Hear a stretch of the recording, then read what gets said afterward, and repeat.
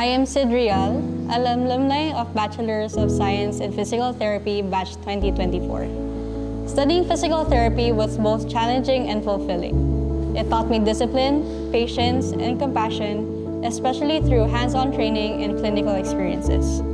The guidance of my mentors and the support of my classmates made the journey meaningful. More than just learning about the body, I discovered the true value of helping others regain strength and hope, lessons that shaped me both as a professional and as a person. What I loved most about studying at Lorma Colleges was a strong sense of community and the hands-on learning experience. The faculty were not only knowledgeable, but truly cared about helping us grow as students and as future professionals.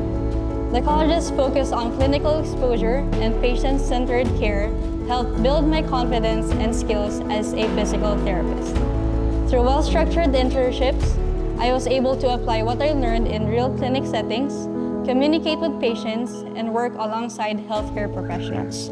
I will always be grateful for the hands-on learning and the mentors who guided me, especially during my first patient interactions. Lorma taught me that being a physical therapist isn't just about treatment. It's about compassion, patience, and understanding each person's journey to recovery. Those values continue to shape how I care for my patients today. To those considering physical therapy, follow your passion and commitment to help others. This course will challenge you, but it will also teach you patience, empathy, and resilience. There is no greater reward than seeing a patient recover and knowing you are a part of their journey.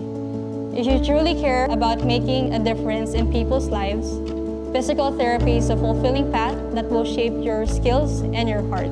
It pushes you to grow not only as a professional, but also as a person. So if you have a genuine desire to help others and make a difference in their lives, this course will be a fulfilling path for you.